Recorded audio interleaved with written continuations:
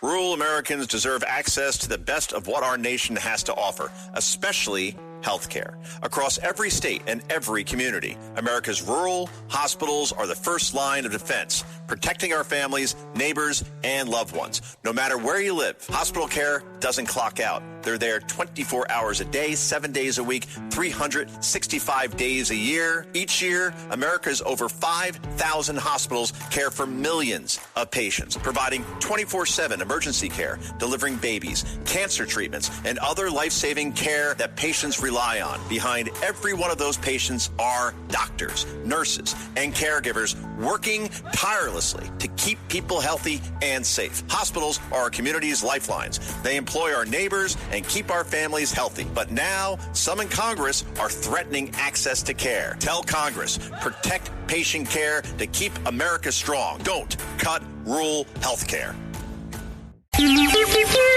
It's the 77 WABC News Hour. Talking the news with Noam Laden. All the news you need to know with Joe Nolan, traffic, Justin Ellick, sports. And now, Talking the news with Noam on 77 WABC. Yes, that's me. Good morning. It is Friday, thank God. February 27th. Your forecast from the 77 WABC Weather Center. Sunshine today. The high going to be 42. Saturday, even nicer, sun and clouds, high 50. And Sunday, the worst of the weekend, a rain and snow mix in the morning, clouds in the afternoon, high 38. If you're walking out the door with us right now, 22 clear in White Plains up in Westchester. It's 24 and clear in Dumont over in New Jersey. And it's 26 and clear right outside our Midtown studios. This is the Top 5 at 5. Mayor Mamdani, President Trump have another get-together at the White House. How did Hillary do on the hot seat in Chappaqua?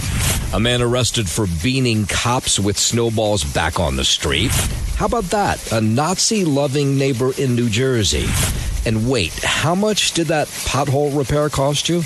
All right, let's get into it at 5:01. Mayor Mamdani, President Trump have become fast friends, and they were meeting again yesterday at the White House. The first hint we had was an eagle-eyed passenger on a Delta flight headed to D.C. They took a photo of Mayor Mamdani, and so the speculation was he would meet with Trump. That proved true. The New York Times said it was concerning housing, and Mamdani shared a photo on Instagram of Trump holding up the infamous Ford to City drop dead Daily News cover, as well as a Daily News cover with Trump to City Let's Build.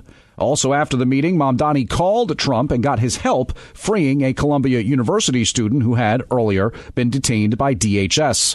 James Flippin for 77 WABC News. We're going to hear more from that Columbia students coming up after 5:30. 5:02, there's more fallout from Monday's snowball attack in the West Village that resulted in 2 cops being sent to the hospital. Governor Hochul weighing in after a 27-year-old Bronx man was arrested yesterday in the incident that was caught on cell phone video. There is no circumstance where it's okay to throw anything at a police officer, so that is appropriate. The governor praising Police Commissioner Jessica Tisch, who launched the investigation that resulted in Juzmani Coulibaly being charged with assaulting a police officer. But Mayor Mamdani continues to downplay the incident. I can just tell you from the video I saw, it looked like kids at a snowball fight. And PBA President Patrick Henry demanding that Mamdani denounce what happened to the cop, saying the arrest sends a clear message that assault on police officers will be minimized or tolerated. Now, that 27-year-old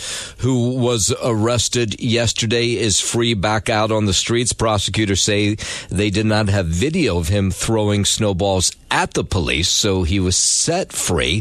And he is a social media influencer. By the way, he's not a kid, like Mamdani said in that audio that you just heard. He's a 27-year-old who was arrested 3 weeks ago for attempted robbery, and he's a social media influencer known as Diaper Man, who has 270,000 followers. He pulls pranks on people, puts loads of videos up on Instagram, some other sites as well. We'll hear from him in a little More on this story coming up at after 5:30. 5:03. Governor Hochul, meanwhile, says she doesn't think there'll be any kind of surge in ICE actions here in New York. She says she was with President Trump recently when he asked about lessons learned from ICE actions that took place in Minneapolis. And the first thing he says was, we're not going to go places where we're not welcome. We want to go where people want us there. And he looked over at me and says, for example, I'll wait and see whether Kathy asks me to come to New York. And I'll wait for that. So that was a good comment. Governor Hochul said she told the president that she would help the feds go after criminal migrants, citing that 1,400 from New York have already been sent back home. Go after the criminals. I've said that from day one. I don't want them here. And people who've committed crimes and served times in jail, send them back home. 1,400 we've already sent thus far. Meanwhile, ICE still making a lot of headlines in New York and New Jersey this week. Mixed reaction as outrage is growing after an ICE van pursued a person of interest in Newark earlier this week. It caused a multi-vehicle crash. So police, ICE agents had pulled over this van. This van then took off, crashed into two other cars. In those two other cars were two 15-year-olds and a 12-year-old who were injured. Some people commenting on that. It's really disappointing. It's our community. We should be protecting one another, especially with the amount of force they're using. It's unreasonable. They're interacting with their emotional feelings towards them, and they shouldn't. If you're a civilian and you interfere with law enforcement, sadly, there's going to be a problem. Yeah, so people on both sides of the issue. It comes after a man was reportedly taken into custody in Bushwick, Brooklyn this week, with more than a dozen neighbors taken to the streets in an attempt to block agents from taking him away. As far as ICE here, I haven't seen it here, but I know a lot of folks in my other family states have been experiencing, and all of them are pretty upset about it. I'm seeing a lot of people die from, their lack of training. I don't even think they're trained at all. New Yorkers talking about ICE and the role in national security. I read the paper, and there's a lot of them who are doing bad. They don't want to work for the money. They want to rob for the money, and that's bad. Open the doors to as many people as wanted to come in. We shouldn't have to close those doors. Yes, we have to put filters on them. We can't let everyone in, but we don't have to close the door. Put a screen on it. Local police in both cases in Newark, Bushwick did not say they did not have prior knowledge that ICE was working in the area. 5:06, 3 people injured in a series of manhole explosions yesterday here in Manhattan. It happened around 4 p.m. in Tribeca. Officials say 3 different manholes popped from the street at the same time. 3 people were hurt. 2 kids suffered burns to their shoulders and faces, and their caretaker had minor injuries. A Con Ed crew also responded to the call. It's not clear if the explosions were a Con Ed issue. A full investigation is underway. Andrew Whitman, NBC News Radio, New York. 5:06, the big snowstorm, at least the cleanup of it, continues. Staten Island hit the hardest, at least in New York City. Some places had 2 feet of snow. Lots of people there said that the snowplows didn't come in quick enough. Since those comments have been made, the city has added resources to the area. The head of this Parks Department says cleanup could take a while on Staten Island. We have seen big storms before. This one is definitely maybe amongst our top 10. The city now using those giant snow melters on Staten Island, which saw more than 2 feet in many places. Sanitation crews trying to load the snow from some narrow streets into dump trucks where it's brought to these hot tubs that then can melt 120 tons of snow per hour. Staten Island officials had asked the mayor to prioritize snow removal in West Brighton because that's where this weekend's annual St. Patrick's Day parade will take place, which is on Sunday. WABC News Time 5:09. An infamous stowaway is at it again and under arrest. I'm leaving on a jet plane. I don't know when I'll be back again. Svetlana Dali gained notoriety for boarding a Delta flight from JFK to Paris without a ticket in November of 2024. Dali, who's in her late 50s, was found guilty last year and sentenced to time served. Now she's in custody in Milan after allegedly slipping by the ticket agent at Newark Airport Wednesday and boarding a United flight to Italy. Dali is on supervised release and is accused of trying to sneak on several other planes as well. I'm Lisa Ritchie, 77 WABC News. With all that security, how's she able to do that? It's a little frightening. 5:10 up to Chappaqua. House Oversight Committee Chair James Comer says lawmakers held what he called as a productive deposition with Hillary Clinton regarding her family's connection to sex trafficker Jeffrey Epstein. He spoke after it concluded yesterday. He said video of the proceedings would be released at some point. There were a lot of questions that we asked that we weren't satisfied with answers that we got, but we will continue to move forward. Comer says after many questions, the former Secretary of State deferred to her husband, Bill. He'll be deposed today. In her publicly released opening statement, Hillary Clinton maintained she did not have any knowledge of Epstein and his accomplice, Ghislaine Maxwell's criminal activities. The number of times that she said, I don't know, you'll have to ask my husband, was more than a dozen. I think this was a productive deposition today. I think we learned a lot. And once he was done, you had former Secretary of State talking about the deposition as well. She says she was not friends with Jeffrey Epstein. I don't know how many times I had to say I did not know Jeffrey Epstein. I never went to his island. I never went to his homes. I never went to his offices. So it's on the record numerous times. And she said the deposition got strange. She said it spiraled into all kinds of different topics. It then got, at the end, quite unusual because I started being asked about UFOs and a series of questions about Pizzagate, one of the most vile, bogus conspiracy theories that was propagated on the internet. The deposition was halted for a moment or two after a conservative influencer leaked a photo from inside the room. He says it was given to him by Colorado Republican Laura Boebert in violation of committee rules. Clinton said that was another weird moment. We had agreed upon rules based on the fact it was going to be a closed hearing at their demand. And one of the members violated that rule, which was very upsetting. Yes, so it should be a little more interesting today in Chappaqua as former President Bill Clinton, who has had some relationship with Jeffrey Epstein, gets his turn to be deposed today. 5:12, President Trump, he's going to head to the Lone Star State today, the latest stop in his affordability tour. The president will be in Corpus Christi, Texas, to give what's being billed as an energy and economy-focused speech right on the heels of his State of the Union address. Trump's visit comes before the state's Republican Senate primary next week. Trump has not endorsed anyone yet in the three-way race between incumbent Senator John Cornyn, Texas Attorney General Ken Paxton, and Representative Wesley Hunt. I'm Mark Mayfield. Are we getting closer to an attack on Iran? Well, there was another round of talks in Geneva yesterday between the U.S. and Iran.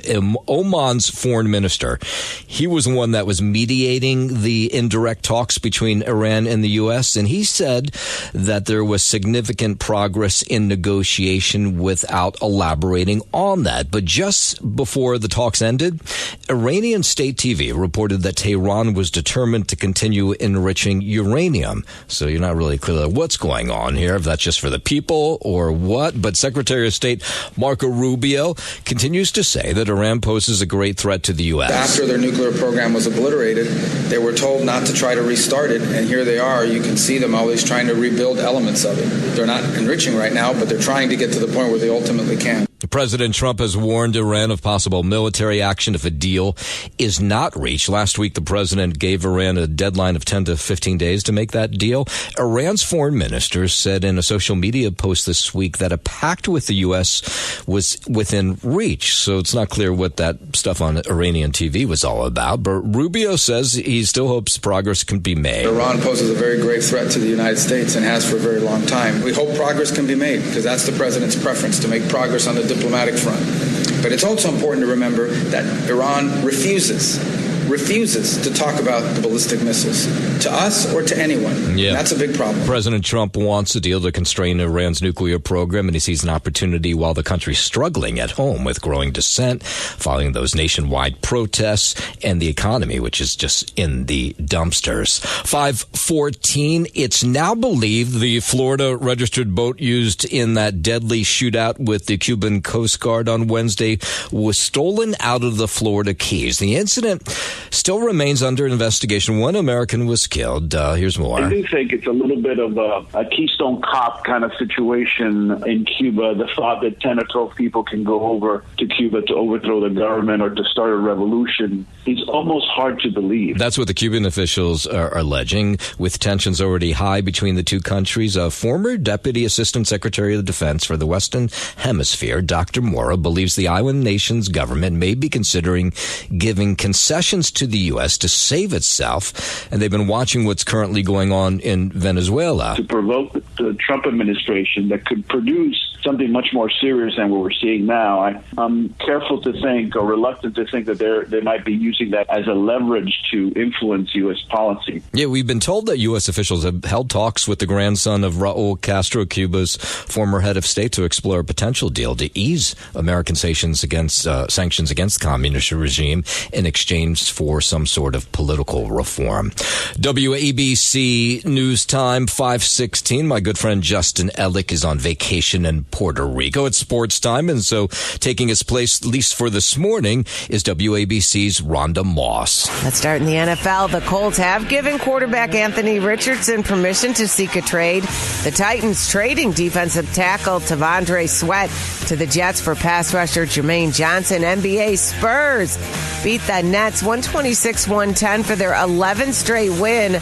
On the other side of the spectrum, the Trailblazers down the Bulls 121-112, sending Chicago to their 11th straight loss. Bulls head coach Billy Donovan on there being no goal to tank the rest of the season. You know, there's been no indication from the front office or from the ownership of, hey, listen, you know, if we finish here, or hey, listen, don't worry about playing these guys, just play these guys. There's been none of that at all. Kevin Durant scored a season-high 40 to help the Rockets rally from 19 down, beat the Magic 113-108. And Royce O'Neal hit a last-second three as the Suns clipped the Lakers 113-110. That's sports. I'm Rhonda Moss. WABC News Time 5:19. A cartel leader in Tijuana, the latest to be charged with narco-terrorism here in the U.S. U.S. Attorney Adam Gordon says there's also a $5 million reward for the arrest of 42-year-old Rene Garcia and another $5 million for the capture of his brother Alfonso. We announced today the unsealing of a narco-terrorism material support indictment against La Rana, a notorious and hyper-violent Tijuana cartel boss. Rene charged with narco-terrorism, money laundering, material support of terror for trafficking of fentanyl, cocaine, meth, marijuana into the U.S. For both him and his brother, the State Department has put $5 million rewards as to both La Rana and his brother Achilles. That is $5 million per for their conviction or information leading to their arrest. He's being charged with narco-terrorism, material support, a continuing criminal enterprise, as well as the importation and distribution of many narcotics, including fentanyl and methamphetamine, along with money laundering. Meanwhile, the Mexican cartel war of violence causing problems for cruise ships and vacationers down in Mexico. It's become so bloody that cruise ships coming out of Southern California now skipping a stop at the hotspot of Puerto Vallarta, which is usually a really hot spot. Some cruise ships skipping it altogether right now. This is and should not be understated. This is the biggest counter-cartel operation in Mexico's history. Yeah, and that's why some of these cruise ships skipping it. A Holland America ship that left San Diego canceled one of their Mexican stops due to security concerns about that bloody war. Same with our Norwegian cruise ship that left Los Angeles on Sunday. They too skipped Puerto Vallarta. Look at the number of people these cartels have killed. There's not a terrorist organization in the world who have killed as many Americans as they have. Yeah, and that's why the cruise ships may be making the decision not to go there. And once again, the world has finally seen how bad this has become. 5:21, let's head over to Arizona. Police in southern Arizona say updates about Nancy Guthrie will now be limited to just when new information about the search comes out for the 84-year-old mom of Today Show host Savannah Guthrie. They say when it warrants release. In other words, they've been doing these daily updates. Apparently, that's going to not happen anymore. Correspondent Liz Kreutz has more from Arizona. Two federal law enforcement sources tell NBC News officials are working on turning Nancy Guthrie's home back over to her family. Several agents at the property Wednesday as part of that plan were seen in the same doorway where an armed, masked man was captured on Nancy's doorbell camera. It's 26 days now that the 84-year has been missing. Dominic Evans, a local teacher and bandmate of Nancy's son-in-law, speaking to the New York Times after his name was dragged into the case by internet sleuths who, without evidence, deemed him a prime suspect. He and his wife telling the Times they've been scared numb, forced to hide out in their home. Local authorities also plan to restrict public parking on Nancy's street starting today. Since Nancy went missing, there's been enormous public interest, including an outpouring of love and support for the family. And everybody's trying to figure out exactly what took place here. Everybody thinks they know the answer. One of them, former FBI Special Agent Brianna Fox, says family, of course, now offering that reward of $1 million, and tipsters can remain anonymous. You can provide a tip, and they will provide you a unique number or passcode. That passcode then allows you to log into their website and see the status of your tip. If your tip, in fact, led to the identification of either Mrs. Guthrie or the conviction of a suspect, that will notify you that you have been essentially rewarded. So far, no word if any of those tips are helping police in southern Arizona. 522, a federal judge declining to halt on construction on President Trump's White House ballroom for now. The judge said that the National Trust for Historic Preservation didn't challenge the renovations properly. However, he said they could amend the complaint and he would reconsider it. The ballroom project is being financially backed by mostly private donors and is expected to be finished by 2028. I'm Mark Mayfield. Crowds of people in Chicago saying goodbye to the late Reverend Jesse Jackson. Reverend Al Sharpton, he spoke as thousands gathered yesterday at the Rainbow Push Coalition headquarters in the Windy City to pay their respects to the civil rights icon. We spent a lifetime together. I've seen him stand up against adversity. I've seen him break history. Sharpton, Chicago Mayor Brandon Johnson, and other dignitaries joining members of the Jackson family during the public viewing yesterday. Services will continue today at Rainbow Push before shifting to South Carolina and Washington, D.C. next week.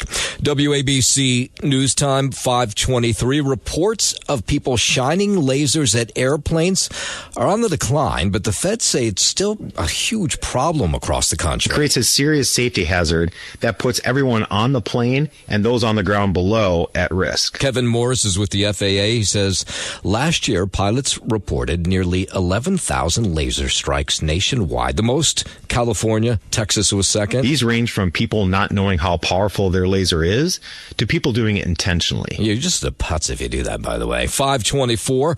The lottery for tickets to the annual White House Easter egg roll opened yesterday. President Rutherford B. Hayes began the tradition in 1878 after Congress passed a law forbidding the rolling of Easter eggs on the Capitol grounds. The lottery opens at noon Eastern with more details available at recreation.gov.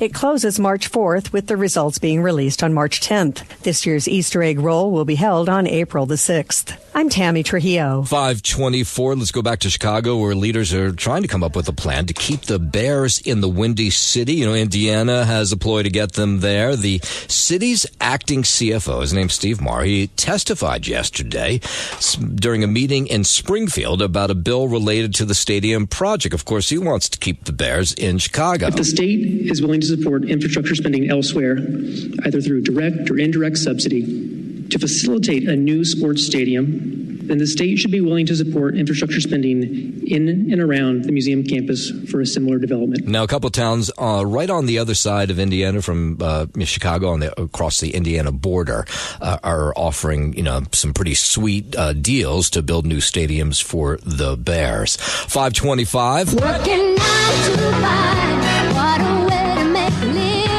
A children's hospital in Tennessee taking on a new name in honor of country music legend Dolly Parton. The country legend revealed yesterday that East Tennessee Children's Hospital in Knoxville, not far from where she grew up, has been renamed Dolly Parton Children's Hospital. The non-for-profit pediatric facility is providing care for 9 decades now. Plans to continue that mission of looking after the well-being of children and their families as the new Dolly Parton Children's Hospital. I'm sure she donated a lot of money. Boy, is she quite the charitable woman. No two ways about it. 526. Being a bird watcher may be good for your brain. A Canadian study published this week in the Journal of Neuroscience says bird watching may enhance cognitive function as you grow older. The researchers from Toronto studied the brains of 58 bird watchers, half of them experts and the other half novices. The study showed the brains of experts had modifications in regions associated with attention and perception, and showed the experts were better at object recognition and task performance skills. The study suggested that knowledge acquisition might help slow down age-related mental decline. I'm Michael Kastner. In a moment, we're going to head down to Texas, where rapper Cardi B trying to influence voters in an important race in the Lone Star State. But first, 527. It's the 77 WABC News Hour. Talking the news with Noam Laden. All the news you need to know with Joe Nolan, traffic, Justin Ellick, sports. And now, Talking the news with Noam on 77 WABC. Yes, that's me. Good morning. It is Friday, February 27th. Your forecast from the 77 WABC Weather Center. Sunshine today, high 42, even nicer for Saturday. Sun and clouds, high 50. Sunday, the worst of it, a mix of rain and snow in the morning, clouds in the afternoon, high 38. If you're walking out the door with us right now, so happy you are. 22 clear, White Plains up in Westchester. It's 24 and clear in Dumont over in New Jersey, and it's 26 and clear right outside our Midtown studios. WABC News Time 540. Seems like the president, Mayor Mamdani, have a bromance that's going on. They met again at the White House yesterday afternoon to discuss building housing here in the city. The mayor went to the White House to pitch the president on a possible project in New York City that could be the biggest federal investment in housing in the last 50 years. The project would deliver 12,000 units. Now, insiders say the president was, they say, quote, very enthusiastic about this idea that was pitched by the mayor. After the meeting, Mamdani took to social media saying he had a productive meeting with the president, looking forward to building more housing in New York City. He was asked to discuss it more, and as he has said in the past, that his meetings with the president are private. I'll keep the conversations that I have with the president private. I will tell you, however, that whenever they do happen, they always focus on how to better our city. Now, the mayor also asked the president directly to release the Columbia University student that was detained on Thursday, as well as 4 additional students being detained by the administration. Now, shortly after he departed the White House, Mamdani received a call from the president letting him know that student, the Columbia one, detained Thursday morning, would be released. And sure enough, that student was released later in the day. And that was a big deal up at Columbia University, where Claire Shipman, who's the acting president of the university, released a video explaining how 5 federal agents were able to get inside off-campus housing at about 6 in the morning Thursday, calling it a breach of all legal and ethical standards. Here she was discussing what took place, how ICE agents got to this student on Thursday morning. The agents gained entry by stating they were police searching for a missing child. Once inside the apartment, it became clear they had misrepresented themselves. A public safety officer arrived, asked multiple times for a warrant, which was not produced, and asked for time to call his boss, which was not given. The agents took our student. Now, the Department of Homeland Security said this student was an international student, or is an international student from Azerbaijan, who came to the U.S. on a student visa, which they say was terminated in 2016 during the Obama administration. That's why they were there to pick her up. But the president pushing to get her released, and she was released yesterday. She walked back on campus, did not talk to reporters. The very fact that they could enter a place without a warrant, without even truly announcing themselves, it's just completely un-American and also extremely destructive. Yeah, there were protests on the campus yesterday after she was detained. Here was Claire Shipman after she was released, the student. We are all so relieved that our student, Elia Gaeva, has been released from federal custody. Yeah, so she's back in her student housing this morning. 5:43. We told you yesterday the NYPD arrested and charged a man, a 27-year-old, for his alleged role in that snowball fight down in the West Village where they were beaning snowballs at NYPD cops. 2 officers were injured. The 27-year-old, named Jusmani Coulibaly, was arraigned in night court on Thursday on obstructing governmental administration harassment charges, and then he was released. So during this arraignment, prosecutors said they could yet prove whether he caused the officer's injuries. So he could not be charged with assaulting a police officer. I guess they were looking for video of this. Coulibaly pled not guilty last night to misdemeanor harassment and obstruction charges. So the judge released the 27-year-old on supervised release following this brief arraignment. The PBA, they're outraged over the decision. Here's PBA President Patrick Henry. Why do they feel that didn't cause an injury to our police officer, which he clearly has an injury below his eye, the same eye that they talked about? Now, Coulibaly's defense attorney says the prosecutors were right, or the judge, to drop the charges. It didn't look like an attack to me. What I saw in the video didn't look like an attack. Did it go a little past, jokes and fun? Was it possibly a little disrespectful to the police? Yes. Coulibaly hid his face from photographers as he left the 6th precinct yesterday. He's the first of at least 4 identified from cell phone video to face charges after Monday's melee in Washington Square Park, where those 2 officers were injured, several others covered in snow and ice. And Mayor Mamdani insisting again he saw no evidence of a crime and that no one should face charges. He said it looked like a group of teenagers, but as you heard from this Coulibaly, he's a 27-year-old. NYPD Commissioner Jessica Tisch, who ordered the investigation, put her at odds with her boss at City Hall. It was a move that was praised by the city's police union. They say, good job for Jessica Tisch sticking up for the cops. In terms of this Coulibaly guy, he is a social media presence. He's known as Diaper Man. And he creates prank videos, stages these chaotic moments, confrontational videos. Then he uploads them to Instagram, where he has a rather big following, 270,000 subscribers just on Instagram alone. All right, in a moment, we'll head over to Central Park, where a body was found in the snow yesterday. We'll get into that in just a moment. But first, let's head over to 77 WABC Sports Desk. My good friend Justin Ellick's got the morning off. He's vacationing in Puerto Rico. So you get WABC's Rhonda Moss. Let's start in the NFL. The Colts have given quarterback Anthony Richardson permission to seek a trade. The Titans trading defensive tackle Tavondre Sweat to the Jets for pass rusher Jermaine Johnson. NBA Spurs beat the Nets 126-110 for their 11th straight win. On the other side of the spectrum, the Trailblazers down the Bulls 121-112, sending Chicago to their 11th straight loss. Bulls head coach Billy Donovan on there being no goal to tank the rest of the season. There's been no indication from the front office or from the ownership of, hey, listen, if we finish here, or hey, listen, don't worry about playing these guys, just play these guys. There's been none of that at all. Kevin Durant scored a season-high 40 to help the Rockets rally from 19 down, beat the Magic 113-108. And Royce O'Neal hit a last-second 3 as the Suns clipped the Lakers 113-110. That's sports. I'm Rhonda Moss. WABC News Time 5:48. I was kind of curious to see this last night, or really it was yesterday, was the first of those rental ripoff hearings that Mayor Mamdani promised when he was running for office to help renters who were in bad positions.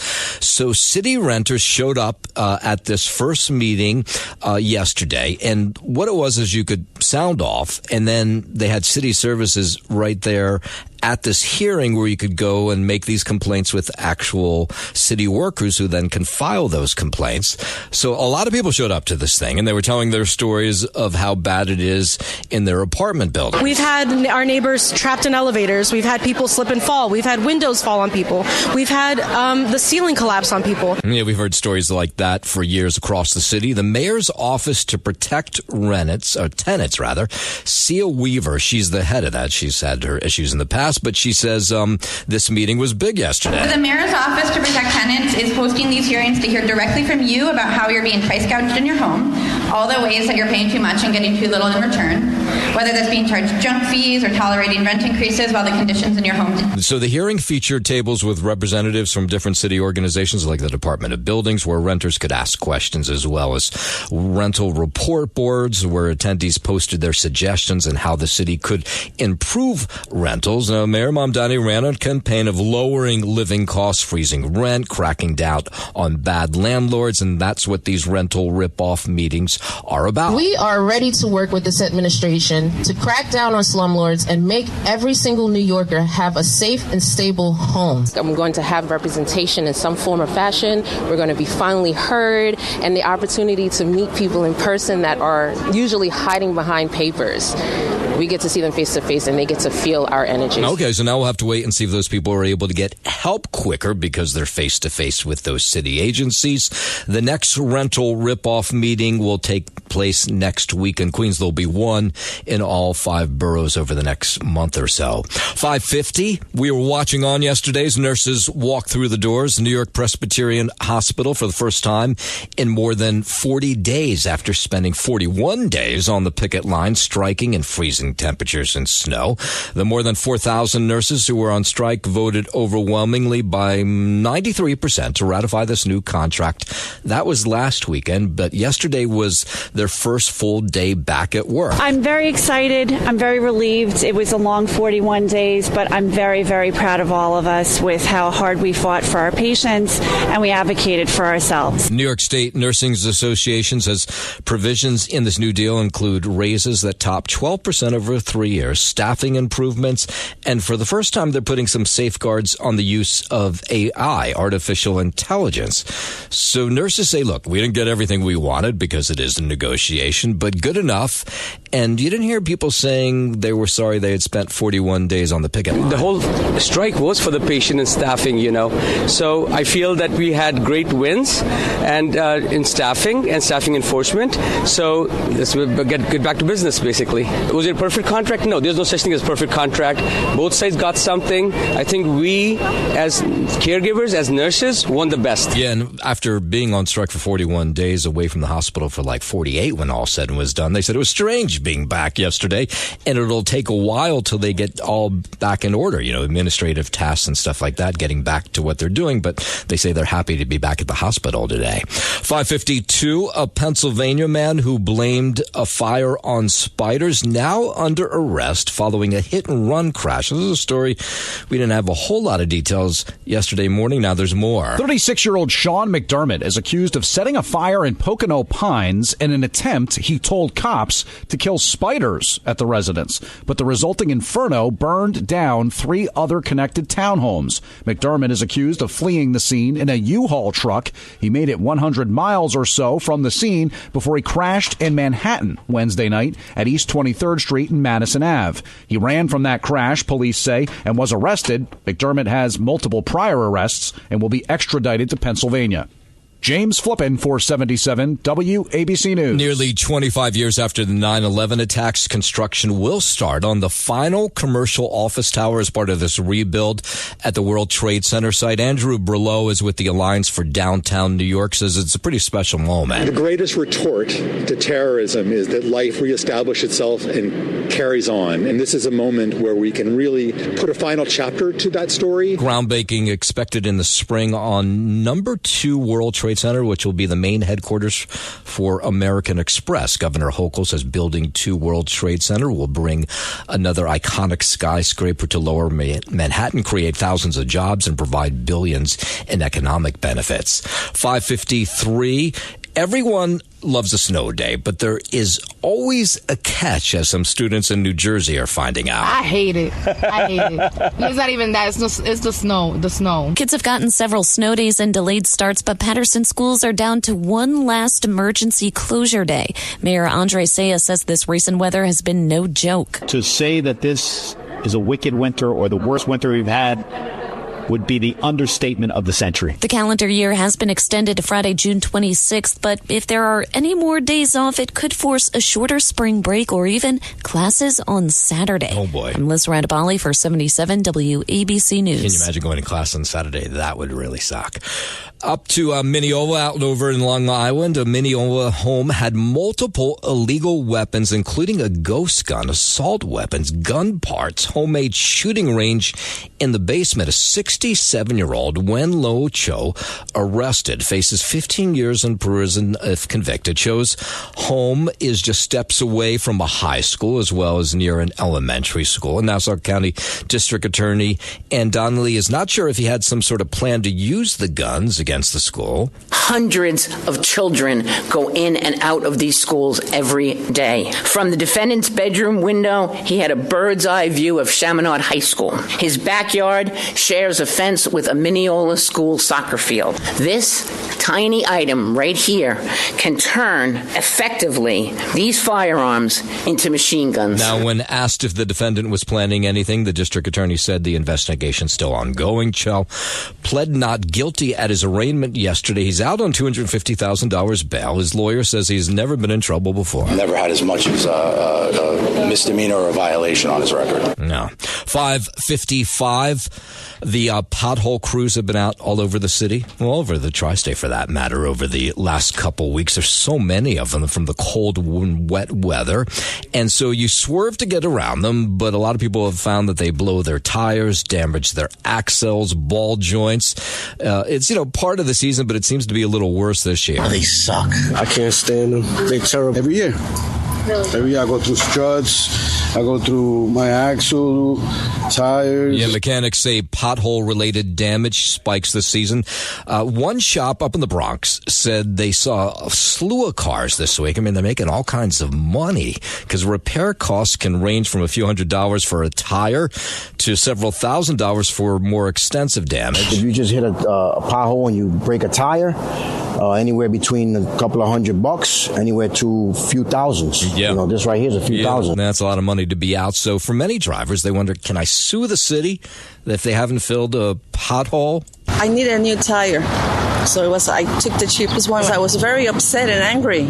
I want to say, I was just very upset that say you can sue the city, but that would take forever. Yeah, and I don't even know that it works. You have to file a claim with the city, and then you have to figure out whether the city knew about the pothole and failed to repair it, which would be really hard to prove. So, it's probably just a waste of time. So, you're going to have to pay these bills. It hurts. It hurts, especially, with the way things are nowadays.